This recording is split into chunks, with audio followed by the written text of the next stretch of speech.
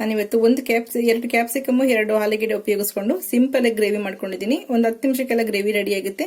ನಾನು ಚಪಾತಿ ಜೊತೆ ಮಾಡ್ಕೊಂಡಿದ್ದೀನಿ. ನೀವು ಪೂರಿ ದೋಸೆ ಯಾವ ಕಾಂಬಿನೇಷನ್ ಕೂಡ ಮಾಡ್ಕೊಳ್ಬಹುದು. ತುಂಬಾನೇ ಚೆನ್ನಾಗಿರುತ್ತೆ. ಇದನ್ನ ಮಾಡೋ ರೀತಿ ಹೇಗೆ ಏನೇನ್ ಬೇಕು ನೋಡೋಣ ಬನ್ನಿ. ನಾನಿಲ್ಲಿ ಚಪಾತಿಗೆ ಸಿಂಪಲ್ ಆಗಿ ಆಲೂಗೆಡ್ಡೆ ಮತ್ತೆ ಕ್ಯಾಪ್ಸಿಕಮ್ ಉಪಯೋಗಿಸ್ಕೊಂಡು ಗ್ರೇವಿ ಮಾಡ್ಕೊಳ್ತಾ ಇದ್ದೀನಿ. ತುಂಬಾ ಟೇಸ್ಟಿ ಆಗಿರುತ್ತೆ, ತುಂಬಾ ಚೆನ್ನಾಗಿರುತ್ತೆ. ಮಕ್ಕಳಿಗೆ ಲಂಚ್ ಬಾಕ್ಸ್ಗೆಲ್ಲ ಬೇಗ ಈಸಿಯಾಗಿ ಮಾಡೋಂಥ ರೆಸಿಪಿ ಇದು. ನಾನಿಲ್ಲಿ ಈರುಳ್ಳಿ ತಗೊಂಡಿದ್ದೀನಿ 2 ಮೀಡಿಯಂ ಸೈಜ್ದು, ಕ್ಯಾಪ್ಸಿಕಮ್ 2 ಇದೆ ಮೀಡಿಯಂ ಸೈಜ್ದು, ಆಲೂಗೆಡ್ಡೆ ಕೂಡ 2 ತಗೊಂಡು ಸಣ್ಣದಾಗಿ ಕಟ್ ಮಾಡಿಬಿಟ್ಟು ಮೀಡಿಯಂ ಸೈಜ್ ನಲ್ಲೇ ಕಟ್ ಮಾಡಿಬಿಟ್ಟು ನೀರಿನಲ್ಲಿ ಹಾಕಿ ಇಟ್ಟಿದ್ದೀನಿ, ಇಲ್ಲಾಂದ್ರೆ ಕಲರ್ ಚೇಂಜ್ ಆಗುತ್ತೆ. ನಾನಿಲ್ಲಿ ಶುಂಠಿ ಬೆಳ್ಳುಳ್ಳಿ ಪೇಸ್ಟ್ ಇಲ್ಲ, ಹಾಗಾಗಿ ಶುಂಠಿ ಬೆಳ್ಳುಳ್ಳಿನ ಟೊಮೊಟೊ ಪ್ಯೂರಿ ಮಾಡಬೇಕು, ಅದ್ರ ಜೊತೆಗೆ ಹಾಕೊಂಡು ಪ್ಯೂರಿ ಮಾಡ್ಕೊಳ್ತೀನಿ. ನಿಮಗೆ ಶುಂಠಿ ಬೆಳ್ಳುಳ್ಳಿ ಪೇಸ್ಟ್ ಇದೆ, ಬರೀ ಟೊಮೊಟೊ ಒಂದೇ ಒಂದು ಹಸಿಮೆಣಸಿನಕಾಯಿ ಹಾಕೊಂಡು ಪೇಸ್ಟ್ ಮಾಡ್ಕೊಳ್ಳಿ. ನಾನೀಗ ಶುಂಠಿ ಬೆಳ್ಳುಳ್ಳಿ ಪೇಸ್ಟ್ ಜೊತೆಗೆ ಟೊಮೊಟೊ ಎಲ್ಲ ಹಾಕೊಂಡು ಪ್ಯೂರಿ ಮಾಡ್ಕೊಳ್ತೀನಿ. ಸ್ವಲ್ಪ ಮಸಾಲ ತಗೊಂಡಿದ್ದೀನಿ, ಮನೆಯಲ್ಲಿರೋಂಥ ಐಟಮ್ಸ್ಗಳೇ. ಕರ್ಬೇವಿನ ಸೊಪ್ಪು 1 ಕಡ್ಡಿಯಷ್ಟು, ರುಚಿಗೆ ತಕ್ಕಷ್ಟು ಉಪ್ಪು, ಜೀರಿಗೆ ಪುಡಿ ಒಂದು ಅರ್ಧ ಸ್ಪೂನ್ ಇದೆ, ಹಳದಿ ಪುಡಿ 1/4 ಸ್ಪೂನ್ ಇಷ್ಟಿದೆ, ಗರಂ ಮಸಾಲ ಕೂಡ 1/4 ಸ್ಪೂನ್ ತಗೊಂಡಿದ್ದೀನಿ, ಜೀರಿಗೆ ಮತ್ತೆ ಸಾಸಿವೆ 1/4 ಸ್ಪೂನ್ ಅಷ್ಟಿದೆ, ಧನಿಯಾ ಪುಡಿ 1 ಸ್ಪೂನ್ ಅಷ್ಟಿದೆ, ಖಾರದ ಪುಡಿ ಕೂಡ 1 ಸ್ಪೂನ್ ಅಷ್ಟಿದೆ. ಎಲ್ಲ ಮನೇಲಿರೋಂಥದ್ದೇ ಐಟಮ್ಸ್ಗಳು. ಏನು ಇಲ್ಲ ಅನ್ನೋದಾದ್ರೆ ಖಾರದ ಪುಡಿ, ಅರಿಶಿನ ಪುಡಿ, ಸ್ವಲ್ಪ ಜೀರಿಗೆ ಪುಡಿ ಹಾಕೊಂಡು, ಧನಿಯಾ ಪುಡಿ ಎಲ್ಲ ಏನೋ ಇಲ್ಲ ಅನ್ನೋದಾದ್ರೆ ಸ್ವಲ್ಪ ಕಡಲೆ ಹಿಟ್ಟು ಉದ್ದಿಸ್ಕೊಳ್ಬಹುದು, ಅದು ಕೂಡ ತುಂಬಾ ರುಚಿಯಾಗಿರುತ್ತೆ. ಈಗ ಇದನ್ನ ಪ್ಯೂರಿ ಮಾಡ್ಕೊಳ್ಳೋಣ, ಆಮೇಲೆ ಒಗ್ಗರಣೆ ಹಾಕೊಳ್ಳೋಣ. ಸ್ವಲ್ಪ ತರಿಯಾಗಿ ಪೇಸ್ಟ್ ಮಾಡ್ಕೊಂಡಿದ್ದೀನಿ. ಇಲ್ಲ ಅಂದ್ರೆ ನಿಮ್ಗೆ ಬೆಳ್ಳುಳ್ಳಿ ಎಲ್ಲ ನುಣ್ಣಗಾಗೋದಿಲ್ಲ ಟೊಮೊಟೊ ಜೊತೆನೆ ಹಾಕಿದ್ರೆ, ಹಾಗಾಗಿ ಅದನ್ನೆಲ್ಲ ಸ್ವಲ್ಪ ಪೇಸ್ಟ್ ಮಾಡ್ಕೊಂಡು ಆಮೇಲೆ ಟೊಮೊಟೊ ಹಾಕೊಂಡು ಪೇಸ್ಟ್ ಮಾಡ್ಕೊಳ್ಳಿ. ನಿಮ್ಗೆ ಗ್ರೇವಿ ಜಾಸ್ತಿ ಬೇಕನ್ನೋದಾದ್ರೆ ಇನ್ನೂ 1-2 ಟೊಮೊಟೊ ಜಾಸ್ತಿ ಹಾಕೊಳ್ಳಿ.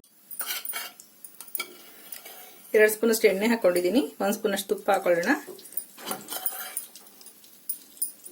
ಬೆಣ್ಣೆ ಇದ್ರೆ ಅದನ್ನು ಕೂಡ ಹಾಕೊಳ್ಬಹುದು, ಅದು ಕೂಡ ಟೇಸ್ಟ್ ಚೆನ್ನಾಗಿರುತ್ತೆ. ಸ್ವಲ್ಪ ಸಾಸಿವೆ ಮತ್ತೆ ಜೀರಿಗೆ ಹಾಕೊಳ್ತಿದ್ದೀನಿ. ಇಂಗು ಕೂಡ ಹಾಕೊಳ್ಬಹುದು ನೀವು. ನಾನಿಲ್ಲಿ ಬೆಳ್ಳುಳ್ಳಿ ಶುಂಠಿ ತಗೊಳ್ಳೋದ್ರಿಂದ ಇಂಗು ಅವಶ್ಯಕತೆ ಇಲ್ಲ. ಸ್ವಲ್ಪ ಕರಿಬೇವು, ಈರುಳ್ಳಿ,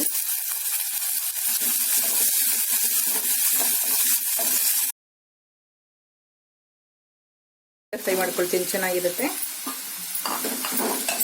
ನೀವು ಇದನ್ನ ತುಂಬಾ ಅರ್ಜೆಂಟ್ ಇದ್ರೆ ಒಂದ್ ಕಡೆ ಸ್ವಲ್ಪ ಸಿಪ್ಪೆ ತೆಗೆದು ಆಲೂಗೆಡ್ಡೆನೆಲ್ಲ ಉಪ್ಪಾಕಿ ಸ್ವಲ್ಪ ಬೇಯಿಸ್ಕೊಂಡು ಆಮೇಲೆ ಕೂಡ ಇದಕ್ಕೆ ಹಾಕೊಳ್ಬಹುದು, ಮಿಕ್ಸ್ ಮಾಡ್ಕೊಳ್ಬಹುದು ಕೊನೆಯಲ್ಲಿ. 1 ನಿಮಿಷದಷ್ಟು ಎಣ್ಣೆನಲ್ಲಿ ಫ್ರೈ ಆಗಲಿ ಆಲೂಗೆಡ್ಡೆ. ನೋಡಿ, ಆಲೂಗೆಡ್ಡೆ ಚೆನ್ನಾಗಿ ಫ್ರೈ ಆಗಿದೆ. 1.5 ಇಂದ 2 ನಿಮಿಷದಷ್ಟು ಮೀಡಿಯಂ ಫ್ಲೇಮ್ನಲ್ಲಿ. ಈಗ ಟೊಮೊಟೊ ಪ್ಯೂರಿ ಹಾಕೊಳ್ಳೋಣ.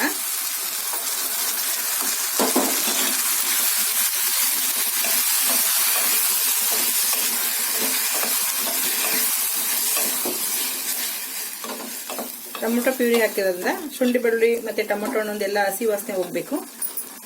ಈಗ ಸ್ವಲ್ಪ ಉಪ್ಪು ಪೂರ್ತಿ ಹಾಕೊಳ್ತಾ ಇದ್ದೀನಿ, ಎಷ್ಟು ತಗೊಂಡಿದ್ದೀನಿ ಅಷ್ಟು ಕೂಡ.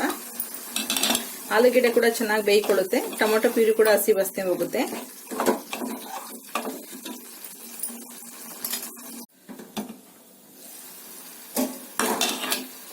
ನೋಡಿ, ಟೊಮೊಟೊ ಪ್ಯೂರಿ ಕೂಡ ನೀರಿನ ಅಂಶ ಎಲ್ಲ ಕಮ್ಮಿ ಆಗಿದೆ, ಚೆನ್ನಾಗಿ ಡ್ರೈ ಆಗಿದೆ. ಆಲೂಗೆಡ್ಡೆ ಕೂಡ ಒಂದು 50% ಬೆಂದಿರುತ್ತೆ. ನೀರ ಮೇಲೆ ಹಾಕೊಳ್ಳೋಣ, ಎಷ್ಟು ಬೇಕಾಗುತ್ತೆ ನೋಡ್ಕೊಂಡು. ಈಗ ಮಸಾಲ ಪುಡಿಗಳೆಲ್ಲ ಹಾಕೊಳ್ಳೋಣ. ಖಾರದ ಪುಡಿ, ಧನಿಯಾ ಪುಡಿ, ಜೀರಿಗೆ ಪೌಡರು, ಹಳದಿ ಪುಡಿ, ಗರಂ ಮಸಾಲ, ಉಪ್ಪೆಲ್ಲ ಮೊದಲೇ ಹಾಕಿದ್ದೀವಿ.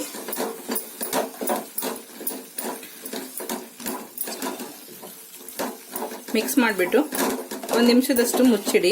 ಆ ಎಣ್ಣೆನಲ್ಲಿ ಟೊಮೊಟೊ ರಸದಲ್ಲಿ ಮಸಾಲ ಎಲ್ಲ ಫ್ರೈ ಆಗಲಿ. ಸ್ಟವ್ನ ಸಿಮ್ ಮಾಡ್ಕೊಳ್ಳಿ.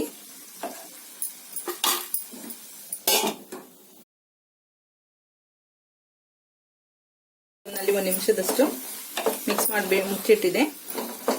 ಹೈ ಫ್ಲೇಮ್ ಮಾಡಬಾರ್ದು. ತುಂಬಾ ಏನಾದ್ರು ಡ್ರೈ ಅನ್ಸಿದ್ರೆ ನಿಮಗೆ ಕ್ಯಾಪ್ಸಿಕಮ್ ಹಾಕೊಳ್ಳಿ ಇಮಿಡಿಯೇಟ್. ಕ್ಯಾಪ್ಸಿಕಮ್ ಸ್ವಲ್ಪ ನೀರು ಬಿಟ್ಕೊಳ್ಳುತ್ತೆ, ಹಾಗಾಗಿ ಚೆನ್ನಾಗಿ ಫ್ರೈ ಮಾಡಿಬಿಟ್ಟು ಆಮೇಲೆ ನೀರು ಹಾಕೊಳ್ಳೋಣ. ಉಪ್ಪೆಲ್ಲ ಹಾಕಿರೋದ್ರಿಂದ ನೀರು ಬಿಡುತ್ತೆ. ಕ್ಯಾಪ್ಸಿಕಮ್ನು ಕೂಡ ಸಿಮ್ನಲ್ಲೇ ಇಟ್ಕೊಳ್ಳಿ. ಸ್ಟವ್ನ ಮಿಕ್ಸ್ ಮಾಡಿಬಿಟ್ಟು ಪ್ಲೇಟ್ ಮುಚ್ಚಿಬಿಟ್ಟು 1 ನಿಮಿಷ ನೋಡಿ. ನಿಮ್ಗೆ ಏನಾದ್ರು ತುಂಬಾ ಡ್ರೈ ಅನ್ಸಿದ್ರೆ ನೀರು ಹಾಕೊಳ್ಳಿ, ಇಲ್ಲಾಂದ್ರೆ 1-2 ನಿಮಿಷ ಹಾಗೇನೆ ಫ್ರೈ ಮಾಡ್ಕೊಳ್ಳಿ ಕ್ಯಾಪ್ಸಿಕಮ್ನ. ಸ್ಟವ್ ಸಿಮ್ನ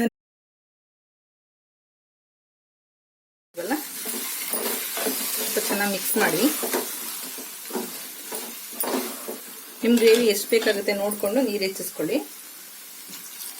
ನಾನಿಲ್ಲಿ 150 ml ಅಷ್ಟು ನೀರು ಹಾಕೊಳ್ತಾ ಇದ್ದೀನಿ. ಪೌಡ್ರ್ ಎಲ್ಲ ಹಾಕಿರೋದ್ರಿಂದ ಗ್ರೇವಿ ಸ್ವಲ್ಪ ಗಟ್ಟಿ ಬರುತ್ತೆ.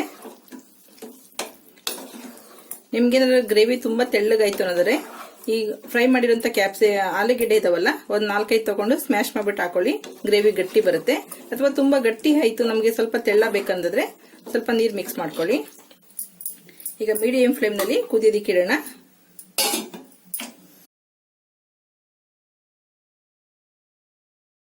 ಚೆನ್ನಾಗಿ ಬೇಯಷ್ಟು ಬೇಯಿಸ್ಕೊಳ್ಳಿ. ಯಾಕಂದ್ರೆ ನಾವಿಲ್ಲಿ ಹಸಿ ಆಲೂಗೆಡ್ಡೆ ಉಪಯೋಗಿಸೋದ್ರಿಂದ ಅದು ಚೆನ್ನಾಗಿ ಬೆಂದ್ರೆ ಟೇಸ್ಟ್ ಚೆನ್ನಾಗಿರುತ್ತೆ.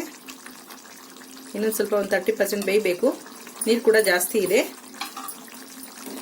ನಿಮ್ಗೆ ಅವಶ್ಯಕತೆ ಇದ್ರೆ ಸಾಫ್ಟಾಗಿ ಬೇಯಿಸ್ಕೊಳ್ಳೋಷ್ಟು ನೀರು ಹಾಕೊಂಡೆ ಬೇಯಿಸ್ಕೋಬೇಕಾಗುತ್ತೆ. ಇಷ್ಟು ಗ್ರೇವಿ ಸಾಕಾಗುತ್ತೆ ನನಗೀಗ. ಆಲೂಗೆಡ್ಡೆ ಬೆಂದು ಗಟ್ಟಿ ಆಗುತ್ತೆ ಗ್ರೇವಿ. ನೋಡಿ ಗ್ರೇವಿ ಗಟ್ಟಿ ಆಗಿದೆ. ಈಗ ಆಲೂಗೆಡ್ಡೆ ಬೆಂದಿದೆಯಾ ನೋಡ್ಕೊಳ್ಳಿ. ಕ್ಯಾಪ್ಸಿಕಮ್ ಅಂತೂ ಒಗ್ಗರಣೆಲ್ಲ ಬೆಂದೋಗಿರುತ್ತದು. ಚೆನ್ನಾಗಿ ಸಾಫ್ಟಾಗಿ ಬೆಂದಿದೆ ಆಲೂಗೆಡ್ಡೆ. ತುಂಬಾ ಬಿಸಿ ಇದೆ, ಹಾಗಾಗಿ ನನ್ನ ಕೈನಲ್ಲಿ ಮುಟ್ತಾ ಇಲ್ಲ. ಈಗ ಕೊನೆಯಲ್ಲಿ ಸ್ವಲ್ಪ ಕಸ್ತೂರಿ ಮೆಂತ್ಯ ತಗೊಂಡಿದ್ದೀನಿ. 1 ಸ್ಪೂನ್ ಅಷ್ಟು ಕಸ್ತೂರಿ ಮೆಂತ್ಯ ಹಾಕೊಳ್ತಿದ್ದೀನಿ. ಹಾಗೆ ಸ್ವಲ್ಪ ಕೊತ್ತಂಬರಿ ಸೊಪ್ಪು.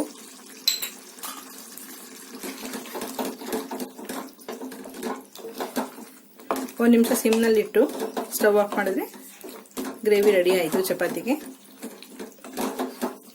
ನನ್ನ ಚಪಾತಿ ಕೂಡ ಆಗಿದೆ ಒಂದು ಸೈಡು. ಇದು ಬೇಯಷ್ಟರಲ್ಲಿ ಚಪಾತಿ ಕೂಡ ರೆಡಿ ಮಾಡ್ಕೊಂಡಿದ್ದೀನಿ. ಕೆಳಗಡೆ ಇಳಿಸ್ಕೊಳ್ಳೋಣ.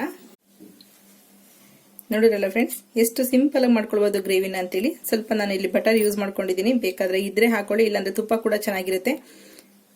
ನಾನು ಇಲ್ಲಿ ಚಪಾತಿ ಜೊತೆಗೆ ಮಾಡ್ಕೊಂಡಿದ್ದೀನಿ. ಪೂರಿ, ಚಪಾತಿ, ದೋಸೆ ಎಲ್ಲದರ ಜೊತೆಗೂ ತಿನ್ಬೋದು. ಸೈಡ್ ಡಿಶ್ ಕೂಡ ಉಪಯೋಗಿಸ್ಕೊಳ್ಬೋದು. ಇನ್ನು ಸ್ವಲ್ಪ ಗಟ್ಟಿ ಆದ್ರೆ ಗ್ರೇವಿ, ಅಥವಾ ವೈಟ್ ರೈಸ್ ಅಥವಾ ಮೊಸರನ್ನ ಜೊತೆ ಕೂಡ ಕಾಂಬಿನೇಷನ್ ಚೆನ್ನಾಗಿರುತ್ತೆ. ಈ ವಿಡಿಯೋ ಇಷ್ಟ ಆದರೆ ಲೈಕ್ ಮಾಡಿ, ಶೇರ್ ಮಾಡಿ, ಸಬ್ಸ್ಕ್ರೈಬ್ ಮಾಡಿ. ನಿಮ್ಮ ಅಭಿಪ್ರಾಯ ಅನಿಸಿಕೆಗಳನ್ನ ಕಾಮೆಂಟ್ ಬಾಕ್ಸ್ ಅಲ್ಲಿ ಹಾಕಿ. Okay, bye, thank you.